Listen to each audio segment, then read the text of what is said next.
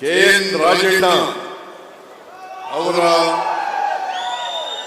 75ನೇ ಜನ್ಮದಿನದ ಅಮೃತ ಮಹೋತ್ಸವ ಮತ್ತು ಅಭಿನಂದನಾ ಗ್ರಂಥ ಬಿಡುಗಡೆ ಸಮಾರಂಭ ಇದರ ಅಧ್ಯಕ್ಷತೆ ವಹಿಸಿರ್ತಕ್ಕಂಥ ತುಮಕೂರು ಜಿಲ್ಲೆಯ ಉಸ್ತುವಾರಿ ಸಚಿವರು ಗೃಹ ಸಚಿವರು ಆದಂತ ಶ್ರೀ ಡಾಕ್ಟರ್ ಪರಮೇಶ್ವರ ಅವರೇ,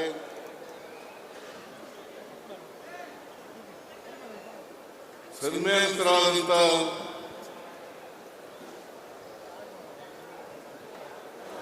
KN ರಾಜಣ್ಣ ಅವರೇ,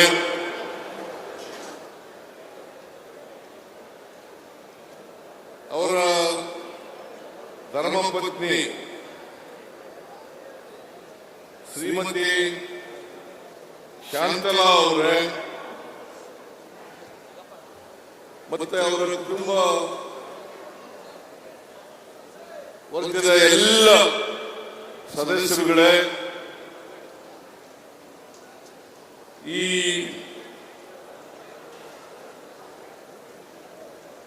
ಸಮಾರಂಭದಲ್ಲಿ ಆಶಯ ಭಾಷಣ ಮಾಡಿದಂತ ಹಿರಿಯ ಸಾಹಿತಿಗಳು ಆದಂತ ಬರಗೂರು ರಾಮಚಂದ್ರಪ್ಪ ಅವರೇ,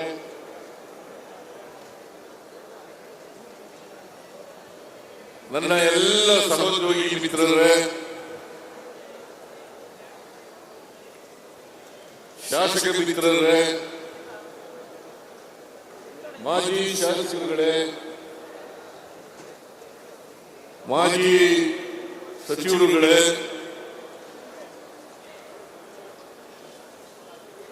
ವೇದಿಕೆ ಮೇಲೆ ಇರತಕ್ಕಂಥ ಎಲ್ಲ KN ರಾಜಣ್ಣನವರ ಅಭಿಮಾನಿಗಳೇ, ಆಹ್ವಾನಿತ ಗಣ್ಯರೇ, ಇಲ್ಲಿ ಇಷ್ಟೊಂದು ದೊಡ್ಡ ಸಂಖ್ಯೆಯಲ್ಲಿ ಸೇರಿದಂತ ಎಲ್ಲ ಆತ್ಮೀಯ ಬಂಧುಗಳೇ, ತಾಯಂದಿರೇ, ಯುವಕ ಮಿತ್ರರೇ, ಮಾಧ್ಯಮದ ಎಲ್ಲ ಗೆಳೆಯರೇ, ನಾನು ಈ ಸಂದರ್ಭದಲ್ಲಿ ಸಹಕಾರ ಸಚಿವರಾದಂತ KN ರಾಜಣ್ಣನವರು 74 ವರ್ಷಗಳನ್ನು ತುಂಬಿ 75ನೇ ವರ್ಷಕ್ಕೆ ಕಾಲಿಡ್ತಾ ಇದ್ದಾರೆ. ಸರಿ ಇಲ್ವಾ?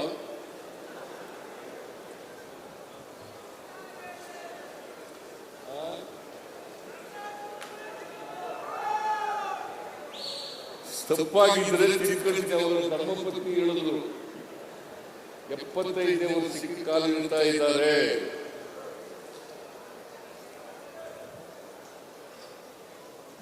ಅವರಿಗೆ ಜನ್ಮದಿನದ ಶುಭಾಶಯಗಳನ್ನು ಕೋರಲಿಕ್ಕೆ ಬಯಸ್ತಾ ಇದ್ದೇನೆ.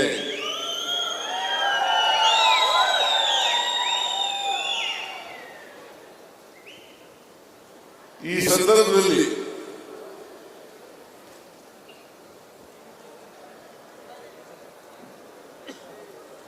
ಅವರು 100 ವರ್ಷಗಳಿಗೂ ಹೆಚ್ಚು ಕಾಲ ಬಾಳಲಿ ಅಂತೇಳಿ ಹಾರೈಸ್ತೇನೆ.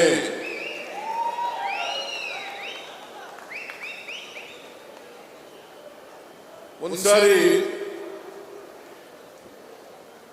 ಮಹಾತ್ಮ ಗಾಂಧೀಜಿಯವರಿಗೆ ಅವರ ಅಭಿಮಾನಿಯೊಬ್ಬರು ಪತ್ರ ಬರೀತಾರೆ, 100 ವರ್ಷ ಬಾಳಿ ಅಂತೇಳಿ ಪತ್ರ ಬರೀತಾರೆ. ಅವರು ಅವರ ಅಭಿಮಾನಿಗೆ ಉತ್ತರ ಕೊಡ್ತಾರೆ,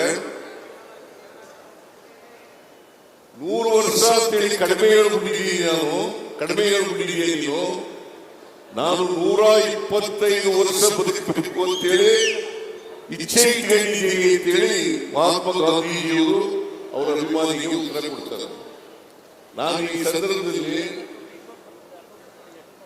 ರಾಜಣ್ಣನವರು 100 ವರ್ಷಗಳಿಗೂ ಹೆಚ್ಚು ಕಾಲ ಬಾಳಲಿ ಅಂತಲ್ಲಿ ದೇವರಲ್ಲಿ ಪ್ರಾರ್ಥನೆಯನ್ನು ಮಾಡ್ತೇನೆ.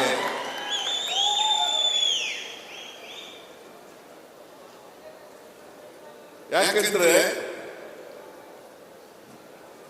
ರಾಜಕೀಯದಲ್ಲಿ, ಸರ್ಕಾರಿ ಕ್ಷೇತ್ರದಲ್ಲಿ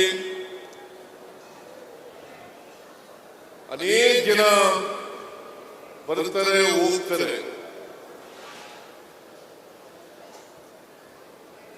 ಇವರು ರಾಜಕೀಯ ಅಂದ್ರೆ ಜನಸೇವೆ, ಸಹಕಾರ ಕ್ಷೇತ್ರ ಅಂದ್ರೆ ಜನಸೇವೆ ಅಂತ ತಿಳ್ಕೊಂಡಿರ್ತಕ್ಕಂಥ ರಾಜಕಾರಣಿ. ಅದರಲ್ಲೂ ವಿಶೇಷವಾಗಿ ಈ ಸಮಾಜದಲ್ಲಿರ್ತಕ್ಕಂಥ ಬಡವರು, ಯಾವುದೇ ಜಾತಿಗೆ ಸೇರಿರಬಹುದು, ಯಾವುದೇ ಧರ್ಮಕ್ಕೆ ಸೇರಿರಬಹುದು, ಯಾವುದೇ ಭಾಷೆ ಮಾತನಾಡಬಹುದು, ಆ ಜನರ ಬಗ್ಗೆ ಕಾಳಜಿ ಇದೆಯಲ್ಲ, ಅದು ಬಹಳ ಮುಖ್ಯ. ಸಮಾಜದಲ್ಲಿರ್ತಕ್ಕಂಥ ಎಲ್ಲ ಬಡವರಿಗೂ ಕೂಡ ಸಹಾಯ ಮಾಡಬೇಕು, ಅವರ ಕಷ್ಟದಲ್ಲಿ ಭಾಗಿಯಾಗಬೇಕು, ಅವರನ್ನ ಸಹಾಯ ಮಾಡಿ ಆರ್ಥಿಕವಾಗಿ ಮೇಲಕ್ಕೆ ಎತ್ತಕ್ಕಂಥ ಪ್ರಯತ್ನವನ್ನು ಮಾಡಬೇಕು ಅಂತಕ್ಕಂಥ ಕಾಳಜಿ ಇದೆಯಲ್ಲ, ಅದು ಬಹಳ ದೊಡ್ಡ ಗುಣ ಅಂತಕ್ಕಂಥ ಮಾತುಗಳನ್ನು ಹೇಳಲಿಕ್ಕೆ ಬಯಸ್ತಾ ಇದ್ದೇನೆ.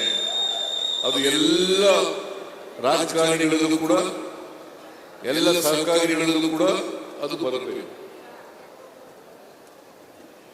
ಸಮಾಜದಲ್ಲಿ ಏರುಪೇರುಗಳಿದ್ದಾವೆ. ಬಡವರಿದ್ದಾರೆ, ಶ್ರೀಮಂತರಿದ್ದಾರೆ, ಮೇಲ್ಜಾತಿಯವರಿದ್ದಾರೆ, ಕೆಳಜಾತಿಯವರಿದ್ದಾರೆ. ಇವೆಲ್ಲವೂ ಕೂಡ ನಮ್ಮ ಸಾಮಾಜಿಕ ವ್ಯವಸ್ಥೆ. ಈ ಸಾಮಾಜಿಕ ವ್ಯವಸ್ಥೆಯನ್ನ, ಈ ಅಸಮಾನತೆಯನ್ನ ತೊಡಗಿಸಬೇಕು. ಅಸಮಾನತೆಯನ್ನು ತೊಡಗಿಸಿ ಎಲ್ಲರೂ ಮುಖ್ಯವಾಗಿ ಇಲ್ಲಿಗೆ ಬರತಕ್ಕಂಥ ಪ್ರಯತ್ನವನ್ನು ಮಾಡತಕ್ಕಂಥದ್ದೇ ನಿಜವಾದ ರಾಜಕೀಯ ಗುರಿ. ಅದನ್ನೇ ನಮ್ಮ ಸಂವಿಧಾನ ಹೇಳ್ತದೆ. ನಮ್ಮ ಸಂವಿಧಾನ ಬಹಳ ಸ್ಪಷ್ಟವಾಗಿ ಹೇಳ್ತದೆ, ಸಮಾನವಾಗಿ ಎಲ್ಲರಿಗೂ ಅವಕಾಶಗಳನ್ನು ಒದಗಿಸಿಕೊಡಬೇಕು. ಅದರಲ್ಲಿ ಜಾತಿ, ಧರ್ಮ, ಪ್ರದೇಶ, ಭಾಷೆ ಯಾವುದು ಬರಲ್ಲ. ಮನುಷ್ಯತ್ವ ಇರಬೇಕು. ಬಹಳ ಮುಖ್ಯವಾಗಿ ಪ್ರತಿಯೊಬ್ಬರಿಗೂ ಕೂಡ ಮನುಷ್ಯತ್ವ ಇರಬೇಕು. ಮನುಷ್ಯತ್ವ ಇದ್ದಾಗ ಮಾತ್ರ ನಾವು ಸಮಾಜವನ್ನು ಕಾಣಲಿಕ್ಕೆ ಸಾಧ್ಯ ಆಗ್ತದೆ. ಸಮಾಜದಲ್ಲಿ ಬದಲಾವಣೆಯನ್ನು ಕಾಣಲಿಕ್ಕೆ ಸಾಧ್ಯ ಆಗ್ತದೆ. ಈ ಬದಲಾವಣೆ ಆಗಬೇಕಾದ್ರೆ ನಾವು ಪ್ರತಿಯೊಬ್ಬರಿಗೂ ಕೂಡ ಆರ್ಥಿಕವಾಗಿ, ಸಾಮಾಜಿಕವಾಗಿ ಶಕ್ತಿಯನ್ನು ತುಂಬತಕ್ಕಂಥ ಪ್ರಯತ್ನವನ್ನು ಮಾಡಬೇಕು. ಬಾಬಾ ಸಾಹೇಬ್ ಅಂಬೇಡ್ಕರ್ ಒಮ್ಮೆ ಹೇಳ್ತಾರೆ, ಈ ದೇಶಕ್ಕೆ ಸ್ವಾತಂತ್ರ್ಯ ಬಂದದ್ದು ಸಾರ್ಥಕ ಆಗ್ಬೇಕಾದ್ರೆ ಪ್ರತಿಯೊಬ್ಬರಿಗೂ ಕೂಡ ಆರ್ಥಿಕ, ಸಾಮಾಜಿಕ ಸ್ವಾವಲಂಬನೆ ದೊರೆತಾಗ ಮಾತ್ರ ಸ್ವಾತಂತ್ರ್ಯ ಬಂದದಕ್ಕೆ ಸಾರ್ಥಕ ಆಗ್ತದೆ. ಇಲ್ಲಿವರೆಗೆ ಸಾರ್ಥಕ ಆಗಲ್ಲ. ನಾನು ಹೇಳಿದ್ದಲ್ಲ, ಬಾಬಾ ಸಾಹೇಬ್ ಅಂಬೇಡ್ಕರ್ ಅವರು ಬಹಳ ಹಿಂದೆನೇ ಹೇಳಿದ್ರು. ಸಂವಿಧಾನ ಬಂದ ಮೇಲೆ ಹೇಳಿದ್ದಂತ ಮಾತು ಇದು. ಒಂದು ಮಾತನ್ನ ನಾನು ಯಾವಾಗಲೂ ಹೇಳ್ತಾ ಇರ್ತೀನಿ. ಮಹಾತ್ಮ ಗಾಂಧೀಜಿಯವರು ಅಲ್ಲ, ಬಾಬಾ ಸಾಹೇಬ್ ಅಂಬೇಡ್ಕರ್ ಅವರು ಕಾನ್ಸ್ಟಿಟ್ಯೂಂಟ್ ಅಸೆಂಬ್ಲಿನಲ್ಲಿ ಒಂದು ಮಾತು ಹೇಳ್ತಾರೆ. ಏನಪ್ಪಾ ಅದು ಅಂತಂದ್ರೆ, ನಾವು 1950 ಜನವರಿ 26ನೇ ತಾರೀಕಿನಿಂದ ವೈರುಧ್ಯತೆ ಇರ್ತಕ್ಕಂಥ ಸಮಾಜಕ್ಕೆ ಕಾಲಿಡ್ತಾ ಇದ್ದೀವಿ. ಸಂವಿಧಾನ ಒಂದು ಜಾರಿಗೆ ಬರುತ್ತದೆ, ವೈರುಧ್ಯತೆ ಇದೆ ಈ ಸಮಾಜದಲ್ಲಿ. ಆರ್ಥಿಕ ಅಸಮಾನತೆ ಇದೆ, ಸಾಮಾಜಿಕ ಅಸಮಾನತೆ ಇದೆ, ರಾಜಕೀಯ ಅಸಮಾನತೆ ಇದೆ, ಶೈಕ್ಷಣಿಕ ಅಸಮಾನತೆ ಇದೆ. ಇಂಥ ಸಮಾಜಕ್ಕೆ ನಾವು ಕಾಲಿಡ್ತಾ ಇದ್ದೀವಿ.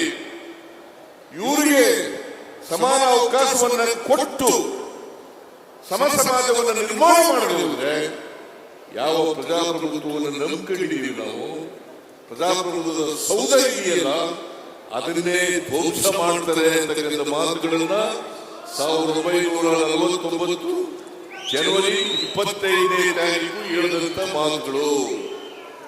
1949 ನವೆಂಬರ್ 25ನೇ ತಾರೀಕು ಸಮಾನ ಅವಕಾಶವನ್ನು ಕೊಟ್ಟು ಸಮ ಸಮಾಜವನ್ನು ನಿರ್ಮಾಣ ಮಾಡಬಹುದ್ರೆ ಯಾವ ಪ್ರಜಾಪ್ರಭುತ್ವವನ್ನು ನಂಬಿಕೊಂಡಿದ್ದೀವಿ ನಾವು, ಪ್ರಜಾಪ್ರಭುತ್ವದ ಸೌಧ ಇದೆಯಲ್ಲ ಅದನ್ನೇ ಧ್ವಂಸ ಮಾಡ್ತಾರೆ ಅಂತಕ್ಕಂಥ ಮಾತುಗಳನ್ನ 1949 ಜನವರಿ 25ನೇ ತಾರೀಕು ಹೇಳಿದಂತ ಮಾತುಗಳು. 1949 ನವೆಂಬರ್ 25ನೇ ತಾರೀಕು. ಅದಕ್ಕೆ ನಾನು ಎಲ್ಲ ಜನರು ಕೂಡ ಸಂವಿಧಾನವನ್ನು ಓದಬೇಕು, ಕಾನ್ಸ್ಟಿಟ್ಯೂಷನ್ ಅಸೆಂಬ್ಲಿ ಡಿಬೇಟ್ಗಳೆಲ್ಲ ಓದಬೇಕು. ಅದು ಓದಿದ್ರೆ ಯಾರ್ಯಾರು ಕಾನ್ಸ್ಟಿಟ್ಯೂಷನ್ ಅಸೆಂಬ್ಲಿ ಮೆಂಬರ್ಗಳು ಮಾತಾಡಿದ್ದಾರೆ, ಹೇಗೆ ಈ ಸಂವಿಧಾನ ರೂಪಿತ ಆಯಿತು, ಯಾವುದ್ರ ಮೇಲೆ ಚರ್ಚೆ ಆಗಿದೆ, ಯಾವುದ್ರ ಮೇಲೆ ಚರ್ಚೆ ಆಗಿಲ್ಲ ಅಂತಕ್ಕಂಥದ್ದು ತಿಳ್ಕೊಳ್ಳಲಿಕ್ಕೆ ಸಾಧ್ಯ ಆಗ್ತದೆ. ಅದರಿಂದ ನಾನು ಯಾಕೆ ಈ ಮಾತನ್ನ ಪ್ರಸ್ತಾಪ ಮಾಡಿದೆ ಅಂತಂದ್ರೆ, ನಮ್ಮ ಪ್ರಜಾಪ್ರಭುತ್ವ ಉಳಿಬೇಕಾದ್ರೆ, ನಮಗೆ ಸ್ವಾತಂತ್ರ್ಯ ಸಿಕ್ಕಿದ್ರೆ ಅದು ಸಾರ್ಥಕ ಆಗಬೇಕಾದ್ರೆ ನಾವು ಸಮ ಸಮಾಜವನ್ನು ನಿರ್ಮಾಣ ಮಾಡಲೇಬೇಕು. ಇವತ್ತು ಅಸಮಾನತೆ ಸಮಾಜದಲ್ಲಿ ಇದ್ರೆ ಅದಕ್ಕೆ ನಾವು ಕಾರಣರಲ್ಲ,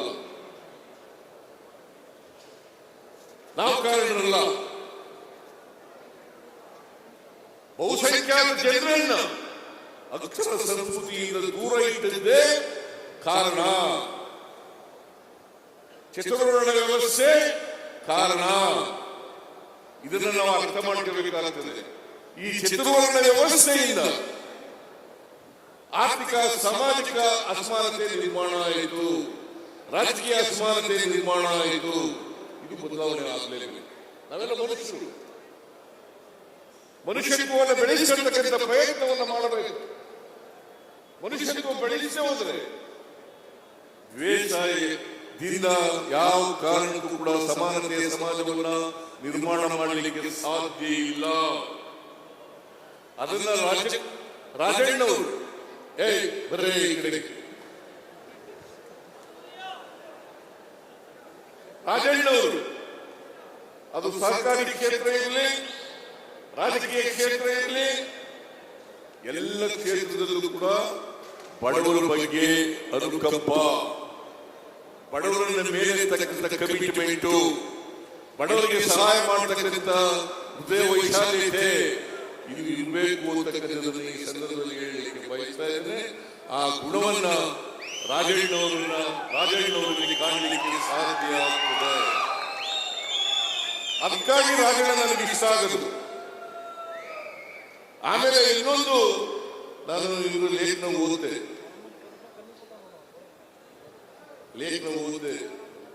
ನೀವಿಬ್ರು ಒಂದೇ ಕಾಲೇಜಿನಲ್ಲಿ ಓದಿದಂತೆ, ಗಂಗನಮಯ ಒಂದೇ ಕಾಲೇಜಿನಲ್ಲಿ ಓದಿದ್ದು. ಇವರು ಲೇಖನದಲ್ಲಿ ಒಂದು ಬರೀತಾರೆ, ಏನಪ್ಪಾ ಅಂತಂದ್ರೆ ಯಾರು ಸ್ನೇಹಿತರು ಇರ್ತಾರೆ ಆ ಸ್ನೇಹಿತರಿಗೋಸ್ಕರ ಪ್ರಾಣವನ್ನ ಕೊಡ್ತಕ್ಕಂಥ ಪ್ರಯತ್ನವನ್ನ ಮಾಡ್ತಾರೆ ಅಂತ ಮಾತುಗಳನ್ನು ಹೇಳಿದ್ದಾರೆ.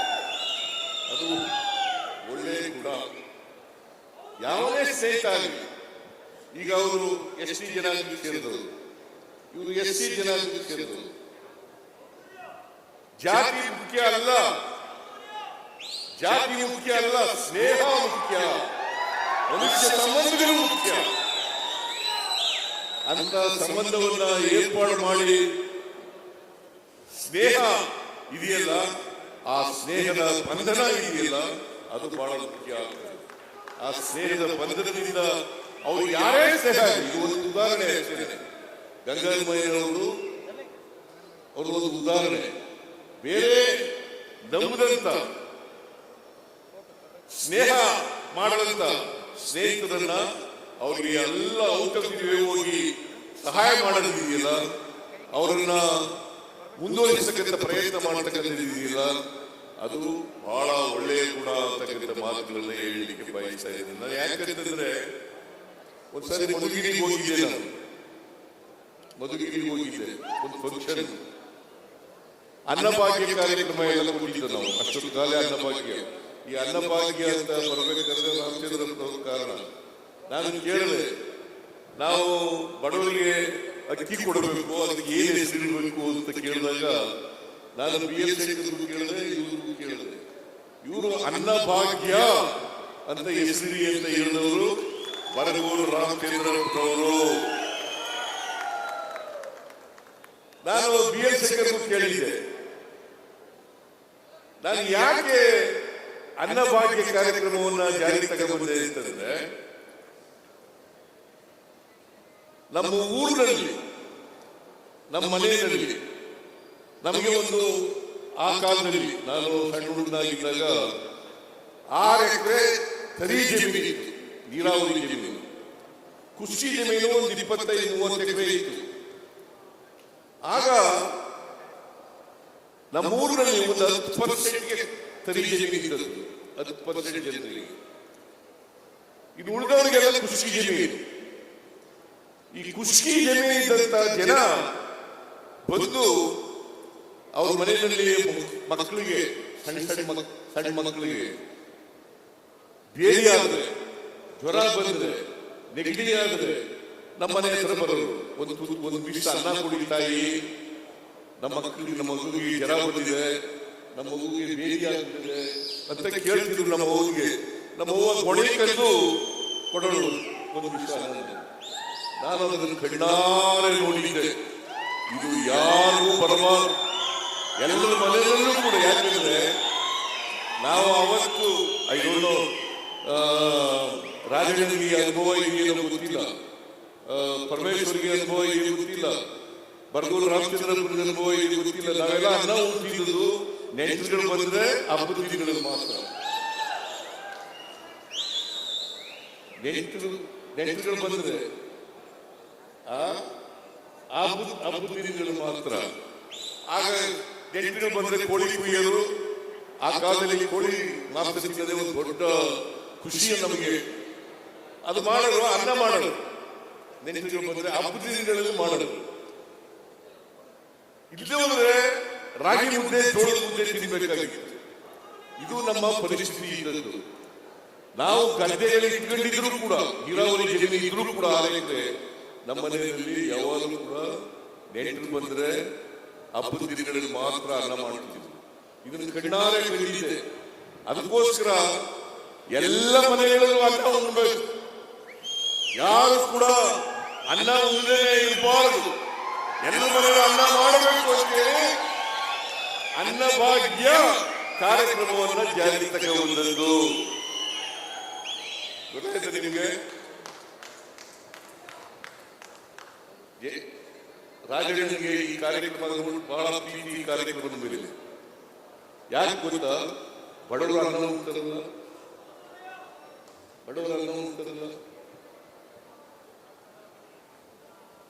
ಎಲ್ಲರ ಮನೆಯಲ್ಲೂ ಅನ್ನ ಮಾಡ್ತಾರಲ್ಲ.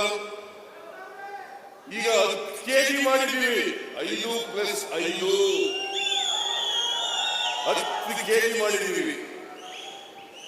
ಈ ಕಾರ್ಯಕ್ರಮ ಮಾಡಿದಾಗ ರಾಜಣ್ಣ ಸಲಹೆ ಕೊಟ್ಟರು. ಏನಂತ ನೋಡಿ ಸರ್, ಅನೇಕ ಜನ ಮಕ್ಕಳು ಚಪ್ಪಲಿ ಇಲ್ಲದೆ ಬರ್ತಾರೆ ಸ್ಕೂಲ್ಗೆ ಚಪ್ಪಲಿ ಇಲ್ಲದೆ ಬರ್ತಾರೆ. ನಾನು ಪ್ರೈಮರಿ ಸ್ಕೂಲ್ನಲ್ಲಿ ಇರುವಾಗ ಚಪ್ಪಲಿ ಇಲ್ಲದಾಗ, ನಾನು ಹೈಸ್ಕೂಲ್ ಸೆಕೆಂಡ್ ಇಯರ್ ಹೋದಾಗ ಚಪ್ಪಲಿ ಹಾಕಿರೋದು. ಅಲ್ಲಿವರೆಗೆ ಬರೀ ಕಾಲದಲ್ಲಿ ನಡೀತಾ ಇದೆ. ಹೈಸ್ಕೂಲ್ ಸೆಕೆಂಡ್ ಇಯರ್ ಇರುವಿ ರೋಡ್ ನಲ್ಲಿ ಒಂದು ಅಂಗಡಿ ಇತ್ತು, ಚಪ್ಪಲಿ ಅಂಗಡಿ. ಆ ಚಪ್ಪಲಿ ಅಂಗಡಿ ಒಲಿಸ್ಕೊಂಡು ಟೈಲ್ ಚಪ್ಪಲಿ ಅದು ಏನು 3 ವರ್ಷ ಆದ್ರೂ ಅರಿವೇ ಒಂದು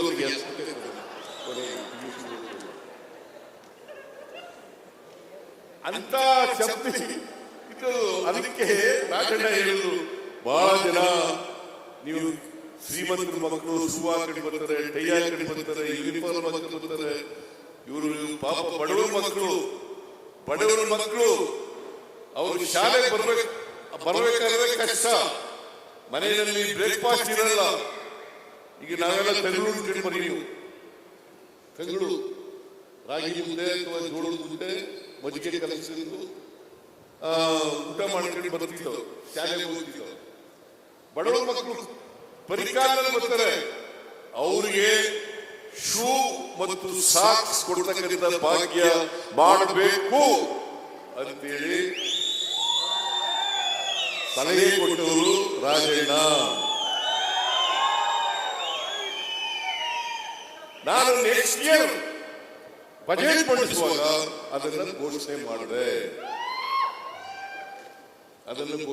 ನಾನು ಯಾಕೆ ಈ ಮಾತನ್ನು ಹೇಳ್ತಾ ಇದ್ದೀನಿ ಅಂತಂದ್ರೆ, ಬಡವರ ಬಗ್ಗೆ ಯಾರಿಗೆ ಕಾಳಜಿ ಇದೆ, ಆ ಕಾಳಜಿ ಇರೋರು ಮಾತ್ರ ಇಂಥ ಸಲಹೆ ಕೊಡಲಿಕ್ಕೆ ಸಾಧ್ಯ ಆಗ್ತದೆ. ಬಡವರ ಬಗ್ಗೆ ಕೊಡ. ಅದಕ್ಕೆ ಮೇಲೆ ರೈತರು ಸಾಲ ಮನ್ನಾ ಮಾಡಬೇಕು ಅಂತ ಹೇಳಿ ಒತ್ತಡ ಇತ್ತು. ನಾನು ಕೂಡ ತೀರ್ಮಾನ ಮಾಡಿದೆ ಸಾಲ ಮನ್ನಾ ಮಾಡಬೇಕು ಅಂತ. ಆಗ ರಾಜಣ್ಣ ಕೇಳಿದೆ, ಡಿಸಿಸಿ ಬ್ಯಾಂಕ್ ಅಧ್ಯಕ್ಷ, ಏನಪ್ಪ Rajanna, effects bank DCC bank ಎರಡೂ ರಾಜಣ್ಣ ಕೇಳಿದೆ, ನೋಡಪ್ಪ ರಾಜಣ್ಣ, 50,000 ರೂಪಾಯಿವರೆಗೆ ಸಾಲ ಮನ್ನಾ ಮಾಡಬೇಕು ಅಂತ ಇದ್ದೀನಿ, ಏನ್ ಮಾಡಬೇಕು ಅಂತ ಕೇಳಿದೆ. ಮಾಡಿ ಅಂತ ಹೇಳಿ ಅದನ್ನೆಲ್ಲ ವಿವರಣೆ ಕೊಟ್ಟಿದ್ದು ರಾಜಣ್ಣ. ಸಾಲ ಮನ್ನಾ ಮಾಡಲಿಕ್ಕೆ ಕಷ್ಟ ಆಗಿತ್ತು. ಈಗಲೂ ಕ್ಯಾಬಿನೆಟ್ ನಲ್ಲಿ ಕುಮಾರಸ್ವಾಮಿ ಸಾಲ ಮಾಡಬೇಕು ಬಿಟ್ಬಿಟ್ಟು ಹೋಗಿದ್ನಲ್ಲ, ಅದಿನ್ನೂ ಬಾಕಿ ಇದೆ, ಅದನ್ನು ಕೊಡಬೇಕು ಅಂತ ಹೇಳಿ. ಯಾಕೆಂತಂದ್ರೆ ಇದು ರಾಜಣ್ಣಿಗೆ ಹೆಸರು ಬರಲ್ಲ, ಬರದೇವರು ಕೂಡ ಕೊಡೋಣ ರಾಜಣ್ಣ. ಯಾಕೆಂತಂದ್ರೆ ರೈತರು ಸಂಬಂಧಪಟ್ಟಂತ ಕಾರ್ಯಕ್ರಮ ಇದು. ಕುಮಾರಸ್ವಾಮಿ ಹೆಸರು ತಗೊಂಡು ಸಾಲ ಮನ್ನಾ ಮಾಡ್ತೀನಿ 1 ಲಕ್ಷದವರೆಗೆ ಸಾಲ ಮಾಡ್ತೀನಿ ಅಂತ ಹೆಸರು ತಗೊಂಡ್ರು. ಆದ್ರೂ ನಾವು ಉಳಿಕೆ ಹಣ 500 ಚಿಲ್ಲರೆ ಕೋಟಿ ಅಲ್ಲ, 300 ಚಿಲ್ಲರೆ ಕೋಟಿ, 300 ಚಿಲ್ಲರೆ ಕೋಟಿಯನ್ನ ಮುಂದಿನ ದಿನಗಳಲ್ಲಿ ಅದನ್ನು ಚುಕ್ತ ಮಾಡ್ತೀವಿ. ನಾನು ಸಣ್ಣ ಮನ್ನಾ ಮಾಡಿದಂತ ಬಡ್ಡಿ ಸ್ವಲ್ಪ ಹಣ ಉಳ್ಕೊಂಡಿತ್ತು, ಆ ಹಣನು ಕೂಡ ಮನ್ನಾ ಮಾಡತಕ್ಕಂಥ ಆ ಹಣನು ಕೂಡ ತೀರಿಸಿಕೊಟ್ಟಿದ್ದೇನೆ. ನಾನು ಯಾಕೆ ಈ ಮಾತುಗಳನ್ನ ಹೇಳ್ತಾ ಇದ್ದೀನಿ ಅಂತಂದ್ರೆ, ರಾಜಣ್ಣ ಯಾವಾಗಲೂ ಕೂಡ ನೇರ ನಡೆ ನುಡಿಯವರು, ನಿಷ್ಠುರವಾಗಿ ಮಾತಾಡ್ತಕ್ಕಂಥದ್ದು. ಬಹುಶಃ ಅದು ನೇರ ನಡೆ ನುಡಿ, ನಿಷ್ಠುರವಾಗಿ ಮಾತಾಡ್ತಕ್ಕಂಥದ್ದು, ಅದು ಇದ್ರೆ ಅದು ಸ್ವಾಭಿಮಾನದ ಸಂಕೇತ. ಯಾರಿಗೆ ಸ್ವಾಭಿಮಾನ ಇರ್ತದೆ ಅವರೆಲ್ಲರೂ ಕೂಡ ಮೇಲೆ ಬರಲಿಕ್ಕೆ ಸಾಧ್ಯ ಆಗ್ತದೆ. ಸ್ವಾಭಿಮಾನ ಇಲ್ಲದೆ ಹೋದ್ರೆ ದಾಸ್ಯ ಮನೆ ಮಾಡಿಕೊಳ್ಳುತ್ತದೆ. ನಮ್ಮಲ್ಲಿ ಇನ್ನೂ ಕೂಡ ದಾಸ್ಯ ಹೋಗಿಲ್ಲ. ಬಹಳ ಜನ ವಿದ್ಯಾವಂತರು ಕೂಡ, ಅವಿದ್ಯಾವಂತರಿರಲಿ, ವಿದ್ಯಾವಂತರು ಕೂಡ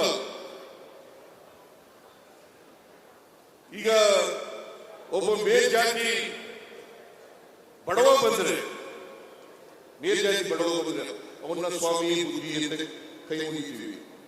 ಅದೇ ಒಬ್ಬ ದಲಿತ ವಿದ್ಯಾವಂತನಾಗಿ ಶ್ರೀಮಂತನಾಗಿ ಬಂದ್ರೆ ಅವನನ್ನ ಸಿಂಗುಲರ್ನಲ್ಲಿ ಮಾತಾಡಿಸ್ತೇವೆ. ಇದು ಗುಲಾಮಗಿರಿಯ ಸಂಕೇತ.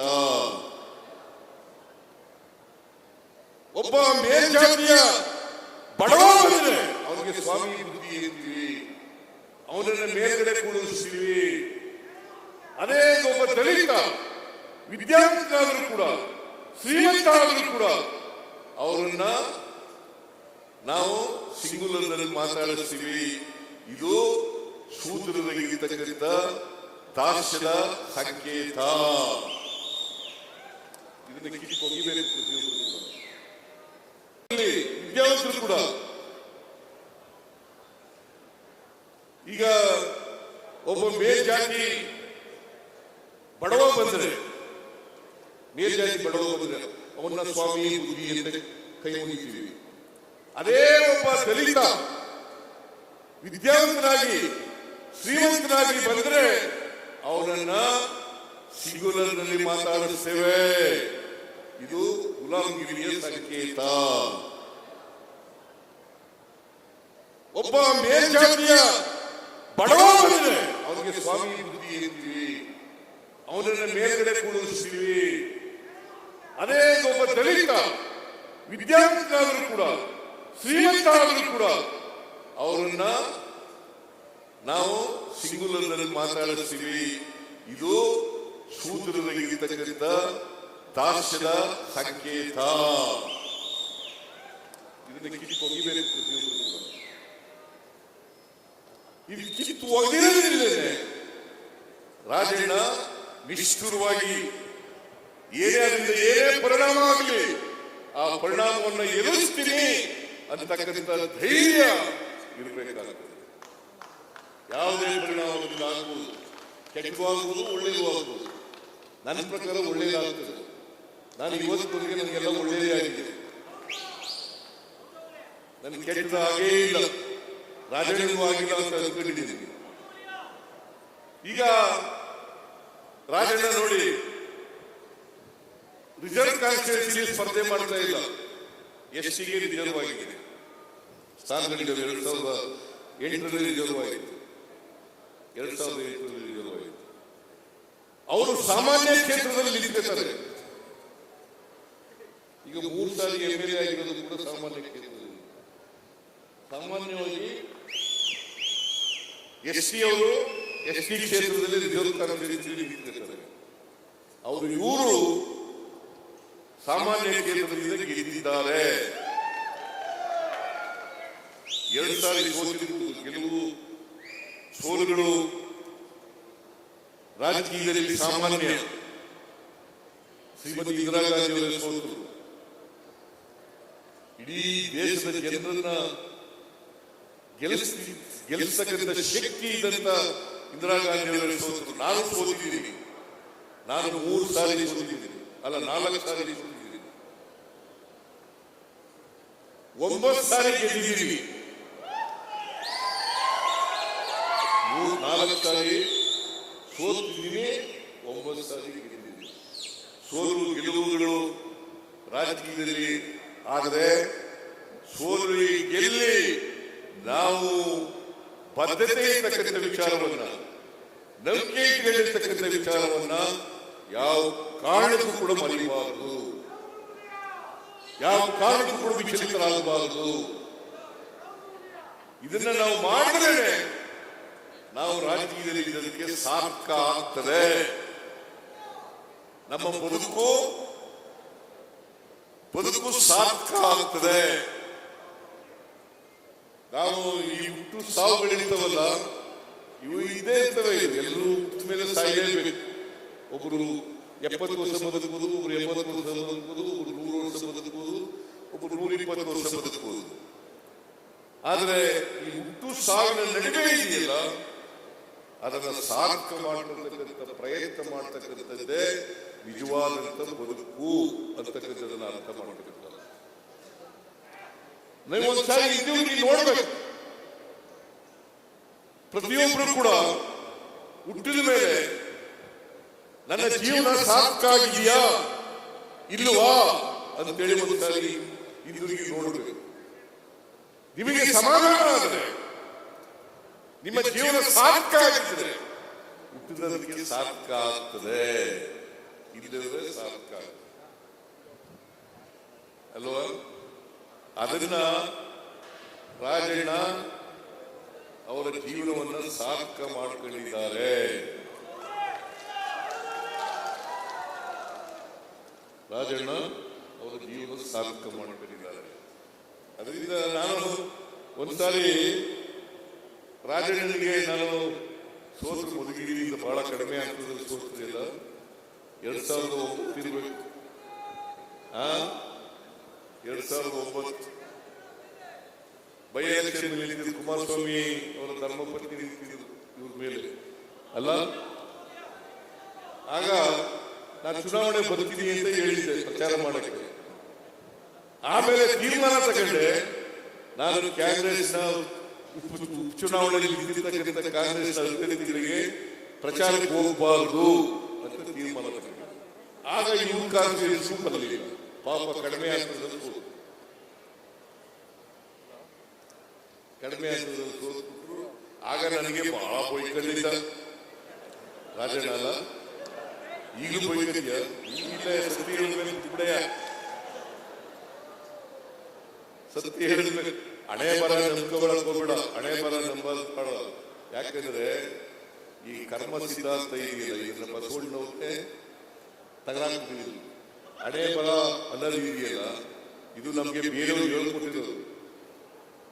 ಯಾವ ದೇವರು ಯಾರ ಮೇಲೂ ಯಾವ ಹಣೆನೂ ಬರೆಯಲ್ಲ.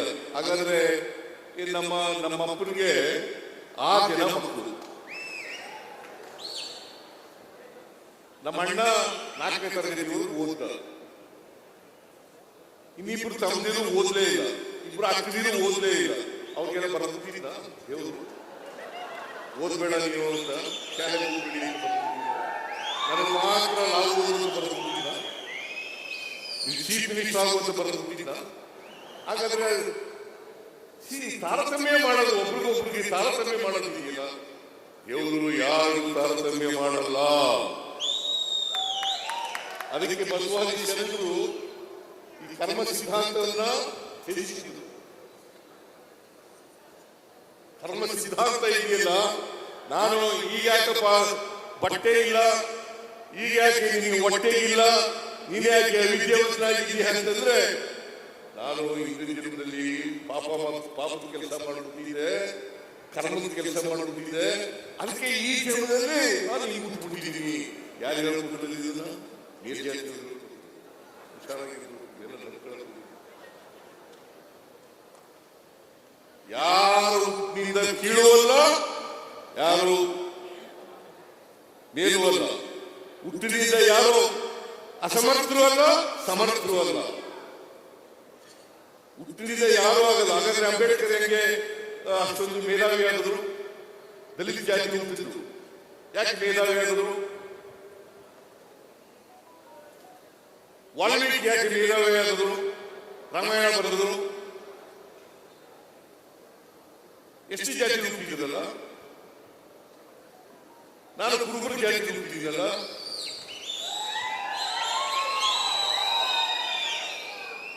ಅದರಿಂದ ಹುಟ್ಟಿನಿಂದ ಯಾರು ದಡ್ರು ಅಲ್ಲ, ಯಾರು ಮೇಧಾವಿಗಳು ಅಲ್ಲ. ಅದು ನಿಮಗೆ ಅವಕಾಶ ಸಿಗ್ಬೇಕಷ್ಟೇ. ಅವಕಾಶ ಸಿಕ್ಕಿದ್ರೆ ಈಗ ರಾಜಕೀಯಕ್ಕೆ ಸಹಕಾರಿಯಾಗತಕ್ಕಂಥ ಅವಕಾಶ. ಬಹಳ ಜನ ಸಹಕಾರಿಗಳಾಗಲು ಅಪರೂಪ. ದಲಿತ ಜನಾಂಗದಲ್ಲಿ ಹುಟ್ಟಿ ಒಬ್ಬ ಸಮರ್ಥ ಸಹಕಾರಿಯಾಗದಿಲ್ಲ. It is not so easy.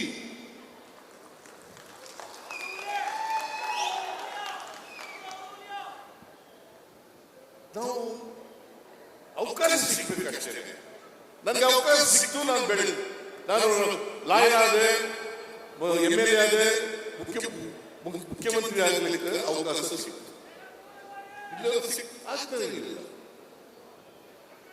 ನಾನು ಓದ್ಯ ಹೋಗಿದ್ರೆ ಏನೂ ಆಯ್ತಿರ್ಲಿಲ್ಲ. ಅದಕ್ಕೆ ನಾನು ರಾಜಪ್ಪ ಮೇಷ್ಟ್ರು ಯಾವಾಗ ನೆನಪಿಸ್ತಾ ಇರ್ತೀನಿ.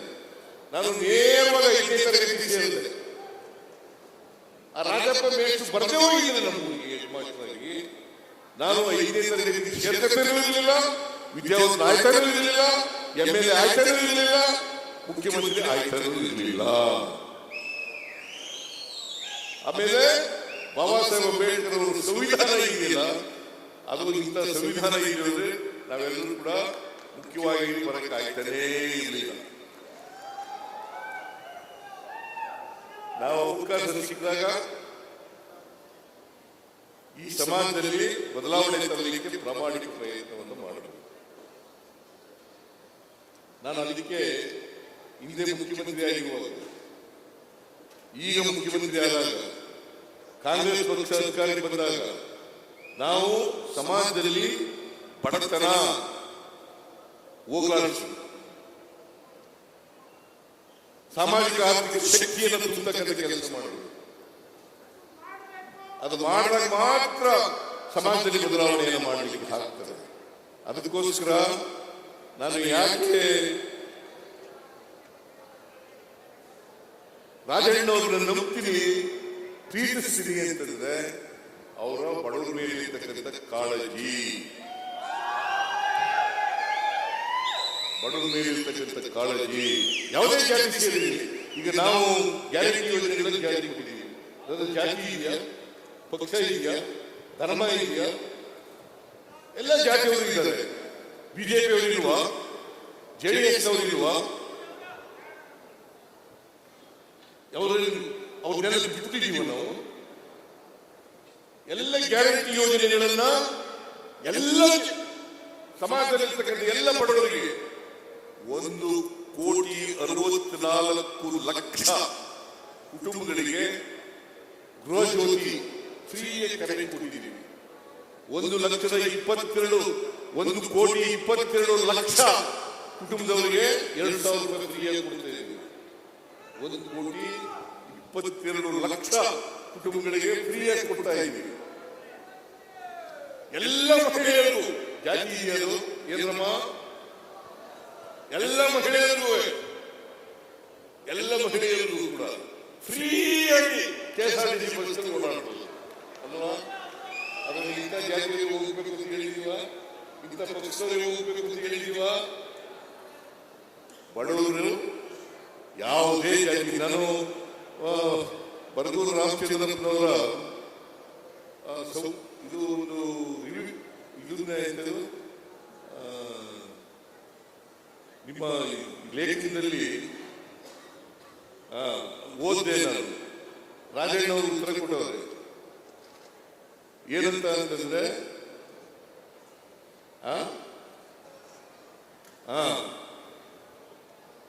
ಏನಂತ